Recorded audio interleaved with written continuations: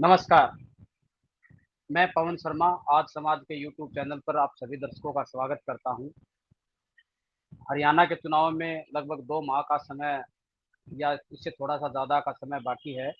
ऐसे में अब स्वाभाविक है कि जो नेता बड़े पद की चाहत रखते हैं, वो कहीं न कहीं उनकी भावनाएँ आहत ना हो या आहत हो जाए, तो वो राजनीति में उनका सुर बदलना लाज़मी है। हरियाणा में भी कुछ ऐसा ही हो रहा है। हरियाणा में लगातार जो बड़े कद के नेता हैं, वो उनके सुर अब धीरे-धीरे बदलने लगे हैं। कोई उसको चाहे पद की लालसा को लेकर कहें या हम ये कहें टिकटों की माँग को लेकर कहें। आज इस विशेष कार्यक्रम में हमारे साथ हमारे मेहमान भी जुड़ेंगे। हरियाणा के राजनीति पर बहुत ही पैनी नज़र रखने वाले और बहुत ही वरिष्ठ पत्रकार बलवंत अख्तर जी हमारे साथ चंडीगढ़ से लाइव रहेंगे। हम बलवंत जी का बड़ा लंबा-चौड़ा अनुभव रहा है, उन्होंने हरियाणा की राजनीति को बहुत नज़दीक से भी देखा है।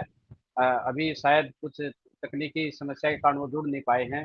जैसे ही वो जुड़ेंगे तो हम उनके साथ भी चर्चा करेंगे, लेकिन हम ये बता दें कि हरियाणा की राजनीति में चाहे कांग्रेस हो या भारतीय जनता पार्टी हो या कोई दूसरी पार्टी हो, समय-समय पर सबके बीच में ही मतभेद उभर के सामने आते हैं। सबसे बड़ी समस्या जो पार्टी जूझ रही है फिलहाल गुटबाजी से वो कांग्रेस है।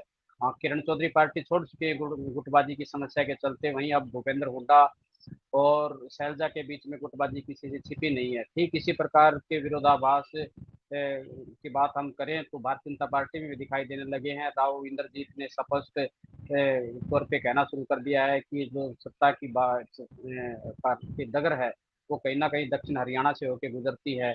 इन्होंने उन्होंने फतेहाबाद में भी एक जनसभा का आयोजन किया है, इसके बाद झांसी में भी किया है।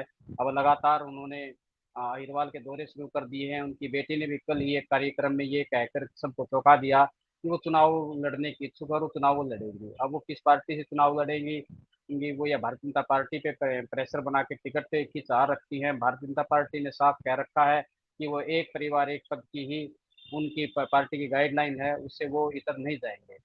अब देखना ये रहेगा कि पार्टी राव इंद्रजीत की बात मानेगी या इंद्रजीत फिर से कहीं दूसरा रास्ता अपनाएँगे। हालाँकि वो बार-बार कह रहे हैं कि वो पार्टी को मजबूत करेंगे और वो उनका प्रयास रहेगा कि ऐसा कोई कार्य ना हो जिससे पार्टी को नुकसान हो।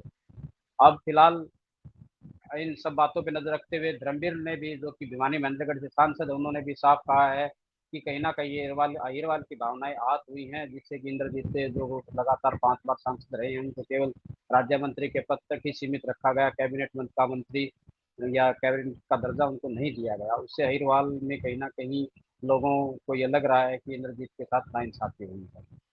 तो इन सभी बातों को लेकर अभी हम हमारे मेहमान बलवंत अख्तर जी अभी नहीं जुड़ पाए हैं। शायद कोई तकनीकी समस्या उनके सामने आई हुई है। तो इन सब बातों को लेके हमारा प्रयास था कि हम बलवंत जी जो एक लंबे चौड़े अनुभव है जिनको उनके साथ हम जुड़ें। इसके अलावा हम दूसरी तरफ ये बात आपको बताना चाहेंगे कि हरियाणा की राजनीति में मुख्य तौर से जो एक बड़ा जो एक घटना हुई या उसको ये माने कि हम बड़ा बदलाव माना गया। पहले तो राय सैनी को मुख्यमंत्री बनाया गया। अब 3 दिन पहले ही या 3-4 दिन पहले मोहनलाल बडोली को भारतीय जनता पार्टी के अध्यक्ष बनाया गया, जिसका कार्यभार उन्होंने आज संभाल लिया विधिवत रूप से रोहतक में। और ये रोहतक में उन्होंने कार्यभार संभालते ही साफ स्पष्ट संकेत कर दिए कि वो किसी भी प्रकार की कोताही नहीं बरतेंगे और उनके प्रयास रहेगा कि भारतीय जनता पार्टी को सत्ता की डगर तक पहुंचाया जाए। तो ये सब बातें हैं जिनको लेकर हम चर्चा करेंगे। अभी शायद बलवंत जी नहीं जुड़ पाए हैं हमारे साथ।